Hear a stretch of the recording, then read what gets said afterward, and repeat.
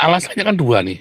Satu adalah UUD 45 konstitusi, bahwa kemerdekaan hak segala bangsa, Israel masih menjajah.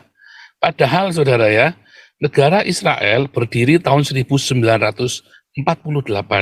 Negara Palestina berdiri tahun 1988. Jadi sebenarnya siapa yang menjajah siapa? Nah, orang-orang Indonesia itu banyak berafiliasi dengan Hamas, ya, termasuk dulu yang debat sama Monique Reckers itu Hamas. Ya, itu orang Islam yang radikal, yang bangsat-bangsat itu, saudara. Itu ya, saudara ya. Jadi hari ini orang-orang Indonesia ini sedang menunjukkan jati dirinya. Dan saudara tahu apa yang terjadi kalau apa keuntungannya FIFA sih? Keuntungannya dulu, jangan apa kerugiannya. Kalau FIFA, kalau U20 itu diselenggarakan di Indonesia, ini adalah perhelatan bukan cuma Asia Tenggara, bukan cuma Asia, saudara, tapi seluruh dunia. Maka Indonesia akan menjadi kredibilitasnya akan naik, saudara. Satu, kredibilitasnya naik. Kedua, kalau itu terjadi dengan sempurna, jalan mulus, nggak ada masalah, maka investor akan datang. Ya, bukan masalah uangnya saat itu, pasarnya. Oh, itu baru kulit, itu baru keuntungan seketika. Tetapi ada yang lebih mantap, yaitu apa? Promosi, saudara, promosi negara Indonesia di mata dunia, kepercayaan, kredibilitas, integritas, kapabilitas Indonesia di mata dunia itu kembali dipulihkan. Sebetulnya tujuannya itu U20, di mana U20 itu diadakan akan mensejahterakan negaranya, saudara. Tapi bodoh Indonesia ya, yaitu tadi balung ireng. Orang-orang itu kalau beragama balungnya ireng, saudara ya. Rata-rata orang beragama balungnya ireng.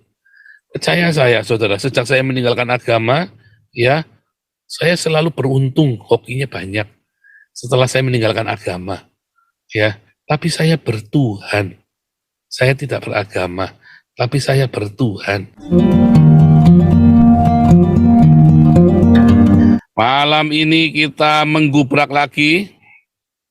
Tema kita adalah FIFA dan Republik Balung Ireng. Tertawa jahat. Saudara,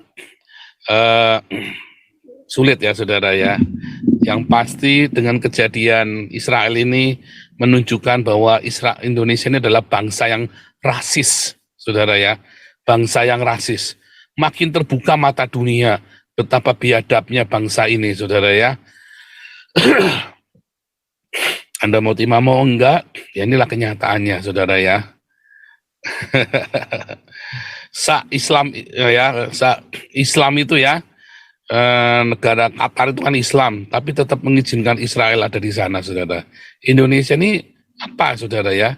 Tapi dia tidak mengizinkan Israel masuk Indonesia. Padahal alasannya adalah apa, saudara? Al-Quran kan, si NU ini kan. Masa kita mau membantai isi Al-Quran, kan geblek ini. Nah, maka dari itu ya, di hari-hari ini ya, kita dipertontonkan wajah asli dari Nahdlatul Ulama itu, saudara ya. Serius, saudara ya, tolong nanti ada yang bisa kirimi saya kitab kuning ya. Kitab kuning ya, saudara ya. Ya, kitab kuning dulu ya, karena ternyata sumbernya itu adalah kitab kuning ya. Si Kapolri itu ngawur ya, Kapolrinya ya. Suruh katanya semua polisi wajib baca kitab kuning. Waduh, nah itu makanya jadi edan KB polisi nih kan. Ngeri, saudara ya, ngeri, saudara. Masa saudara nggak ngeri yang beginian? Nanti para Jauti akan kasih paparan ya. Bagaimana kerugian kita kalau sampai FIFA, kalau sampai U20 itu tidak diadakan di Indonesia. Ya. Saudara, alasannya kan dua nih. Satu adalah UUD 45 konstitusi, bahwa kemerdekaan hak segala bangsa, Israel masih menjajah. Padahal, saudara ya, negara Israel berdiri tahun 1948. Negara Palestina berdiri tahun 1988. Jadi sebenarnya siapa siapa yang menjajah siapa. Ya. Kedua, katanya itu adalah kolonialisme, ya, penjajahan dan kolonialisme. Kalau kolonialisme, pasti mereka punya negara asalnya, saudara. Ya, kalau kolonialisme Belanda itu kan kolonialisme, Inggris kolonial ya, bukan penjajah, koloni, membuat koloni-koloni. Kalau Israel, di mana negara asalnya? Nggak ada kan? Memang disitulah negaranya. Secara historikal, apakah orang Palestina yang di situ adalah orang Filistin? Bukan, saudara ya. Orang Palestina yang ada di tanah Israel ini, yang ada di tanah Fenisia hari ini, ya tanah Fenisia ya namanya ya, adalah orang-orang Lebanon, orang Turki, orang Arab, saudara ya, orang Yordania, orang Mesir. Mereka adalah pendatang, bukan orang Filistin. Ya, salah Anda. Kenapa? Karena orang Filistin sudah musnah tahun 700 sebelum Masehi, sudah habis bersama dengan keturunan Ismail.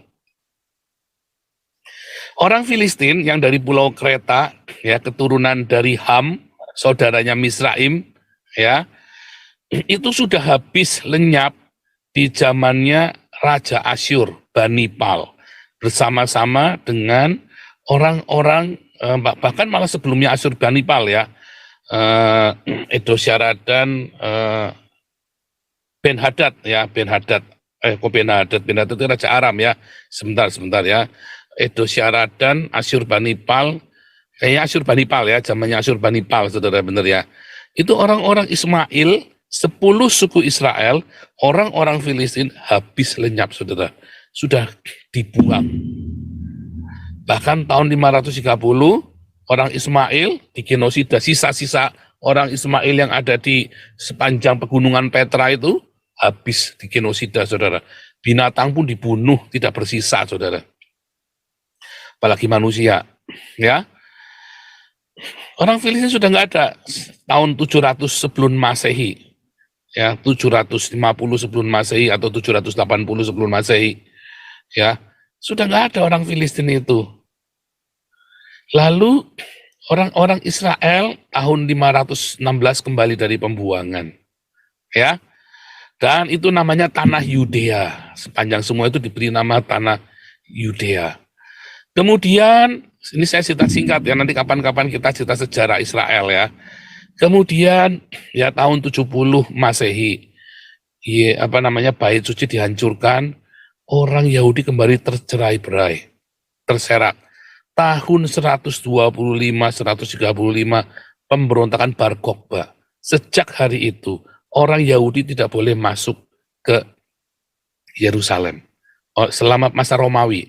Selama masa pemerintahan Roma, ya tahun 135 sampai tahun 500-an, betapa kuatnya pemerintahan Roma ya. Orang Yahudi itu tidak boleh masuk ke Yerusalem. Bahkan tidak boleh masuk ke tanah Kanaan, saudara. Ke tanah tersebut, nggak boleh pulang. Semua singkirkan. Ya, itu kenyataannya, saudara. Itu faktanya. Maka orang-orang Yahudi nungguin di Alexandria di Mesir, ya, atau mereka nunggu di Babilonia, di Babel, ya, di Irak. Mereka nunggu ada di mana? Di Turki. Dulu namanya bukan Turki, ya, dulu namanya masih Bizantin. Tapi mereka nunggu di Antioquia, mereka ada yang nunggu di Galatia, mereka nunggu di pinggiran-pinggiran, ya, untuk bisa kembali. Tapi nggak bisa kembali, karena begitu masuk mereka akan dibunuh, ya nggak boleh, larangan masuk. Tahun itu juga, tahun 135 itu, sampai tahun 200, nama Israel, tanah Israel itu diganti dengan Palestina. Ya, jadi nama itu diganti Palestina oleh orang Romawi. Orang Romawi yang menggantikan nama tersebut menjadi Palestina. Waktu perang salib, saudara, baru orang Yahudi bisa pulang. Karena apa? Perang salib itu, perang itu mengerikan sekali ya. Orang Islam masuk, orang Yahudi masuk. Tetapi orang Yahudi itu semua ya, orang Islam, orang Yahudi itu semua dibunuh. Ya, karena dianggap mereka semua adalah antikristus. Orang Islam dan orang Yahudi ini. Makanya termasuk tahun 1200-an itu ada yang namanya Ramban, Nachmanides. yang lari dari Prancis, ya, bikin sinagog, dihancurkan semua, saudara. Ya, bukan genosida, perang ya, tapi orang Yahudinya ke bawah-bawah, ya, ke bawah-bawah, karena dianggap anti Kristus. Pokoknya semua yang bukan Kristen, semua diperangi, ya, oleh perang salib, karena memang zaman itu zaman nggak jelas. Pasukan salib itu orang-orang yang sudah sesat itu ya, saudara, ya, udah kesetanan itu ya, nggak orang Islamnya, nggak orang Kristennya, sama-sama kesetanan, bunuh-bunuhan, korbannya orang Yahudi. Itu yang terjadi ya tahun 1200-an itu, saudara ya. Nah, kemudian karena melihat perang salib itu tidak berguna, ditinggal ya sama orang-orang Eropa, nggak mau ngurusin lagi. Lalu mulailah berkuasa Ottoman di sana, ya. Jadi sebagian besar orang-orang yang ada di Palestina itu adalah bekas orang Turki, orang Libanon, orang dari Yordania, orang dari Mesir, orang dari Irak, Iran nggak ada ya, Irak atau Syria, saudara, yang ada di situ, bukan orang asli. Bahkan di situ nggak ada negaranya, karena itu daerah otorita Inggris. Mereka masing-masing dengan sukunya masing-masing, suku Lebanon, suku Turki, ya, suku orang-orang Kurdis, orang-orang Mesir, masing-masing dengan sukunya masing-masing. Nggak ada negara di situ. Makanya ketika ada perjanjian Balfour tahun 1896 ya, orang Israel suruh pulang. Seluruh orang Israel dari seluruh dunia disuruh pulang. Zionisme itu ya. Suruh pulang ke sana oleh Inggris. Nah, kemudian setelah pulang, dikeroyok sama negara-negara Islam ini. Karena apa, saudara? Alasannya, apakah karena tanah? Bukan, karena agama, saudara. Karena masalah agama. Orang Yahudi dikeroyok oleh orang-orang Islam ini, saudara ya. Dikeroyok, saudara ya. Karena alasannya ada terus di dalam Quran, bunuhlah Yahudi. Ya, dimanapun mereka berada. Gila ya. Gila, saudara. Termasuk si siapa itu? Si Said Akil, ya, bekas ketua PBNU. Hari ini pokoknya, ya, hari-hari ini, semua sabda Nabi ke-26 makin jelas betapa nyatanya bahwa Nahdlatul Ulama ini ternyata, saudara ya, adalah jernis, ya, luar biasa. Ngeri ya, saudara ya, waktu Israel itu dikeroyok oleh berapa negara tuh ya, 7 negara kalau nggak salah ya, apa 5 negara ya, saya lupa ya, Mesir, Yordania, Arab Saudi, Palestina itu sendiri, sama Syria, 5 negara, saudara. Dikeroyok 5 negara menang, saudara. Bayangin, dikeroyok 5 negara menang. Maka semua tanah itu yang tadinya cuman sebagian kecil saja, dikuasai semua seluruh Israel itu, bahkan kelebihan dataran tinggi Golan. Ya, dataran tinggi Golan, ya, dan Hebron. Tapi itu pun akhirnya dikembalikan, ya kan? Dikembalikan ke Yordania dan dikembalikan kepada Mesir. Dikembalikan karena bukan tanah perjanjian, itu bukan tanah yang dijanjikan oleh nenek moyang mereka. Dikembalikan tanahnya. Mereka ambil tanah apa yang tertulis di dalam tanah kitab suci mereka. Itulah akta perjanjiannya, saudara ya. Akta perjanjiannya itu. Ya, supaya saudara ngerti sejarahnya. Kemudian lahirlah itu PLO ya, Palestina Liberty organisasi itu ya, Liberation Organization Palestina, bukan Papua Liberation Organization, bukan PLO ya, PLO Palestine Liberation Organization, bukan itu ya, bukan Papua Liberation Organization, bukan ya, bukan organisasi Papua Merdeka, bukan, tapi PLO. Nah, PLO ini ada 2, Hamas sama Fatah. Ya, Fatah ini orang-orang berpendidikan, saudara ya, politik. Hamas ini orang-orang gila. Kalau Fatah ini mungkin mereka orang-orang yang menuntut supaya mereka punya hak hidup yang sama. Dan itu sudah diberikan sebetulnya. Mereka diberikan Gaza, saudara ya. Mereka diberikan Gaza, tapi kan masalahnya mereka, apa, saudara? Mereka suka nyerang Israel, ya kan? Nah, itu tadi, nggak jujur mereka. Nah, Hamas ini adalah orang-orang yang suka meniupkan isu Islam untuk melawan Yahudi, saudara ya. Nah, orang-orang Indonesia itu banyak berafiliasi dengan Hamas, ya, termasuk dulu yang debat sama Monique Reckers itu Hamas, ya, itu orang Islam yang radikal, yang bangsat-bangsat itu, saudara. Itu ya, saudara ya. Jadi hari ini orang-orang Indonesia ini sedang menunjukkan jati dirinya. Dan saudara tahu apa yang terjadi kalau apa keuntungannya FIFA sih? Keuntungannya dulu, jangan apa kerugiannya. Kalau FIFA, kalau U20 itu diselenggarakan di Indonesia, ini adalah perhelatan bukan cuma Asia Tenggara, bukan cuma Asia, saudara, tapi seluruh dunia. Maka Indonesia akan menjadi kredibilitasnya akan naik, saudara. Satu, kredibilitasnya naik. Kedua, kalau itu terjadi dengan sempurna, jalan mulus, nggak ada masalah, maka investor akan datang. Ya, bukan masalah uangnya saat itu, pasarnya. Oh, itu baru kulit, itu baru keuntungan seketika. Tetapi ada yang lebih mantap, yaitu apa? Promosi, saudara. Promosi negara Indonesia di mata dunia. Kepercayaan, kredibilitas, integritas, kapabilitas Indonesia di mata dunia itu kembali dipulihkan. Sebetulnya tujuannya itu U20, di mana U20 itu diadakan akan mensejahterakan negaranya, saudara. Tapi bodoh Indonesia ya, yaitu tadi balung ireng. Orang-orang itu kalau beragama balungnya ireng, saudara ya. Rata-rata orang beragama balungnya ireng. Percaya saya, saudara, sejak saya meninggalkan agama, ya, saya selalu beruntung, hokinya banyak. Setelah saya meninggalkan agama, ya, tapi saya bertuhan. Saya tidak beragama, tapi saya bertuhan. Saya tidak urusan kamu agamanya apa. Kalau kamu percaya kepada Sang Cinta, kamu adalah saudaraku.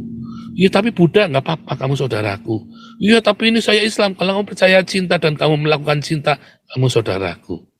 Ya, mau Buddha, mau Islam, mau Hindu, mau Anda ateis, tapi Anda percaya cinta, Anda mengamalkan cinta, kamu saudaraku. Luar biasa ya, kalau coba kita cek para Jauti sudah masuk belum. Ini baru keuntungannya, nanti para Jauti akan kasih detail, saudara ya. Wah, ini Raja Uti sudah masuk, tes suara para Jauti. Kau bilang kau menang debat, lawan domba yang sesat. Kau bilang banyak yang tobat.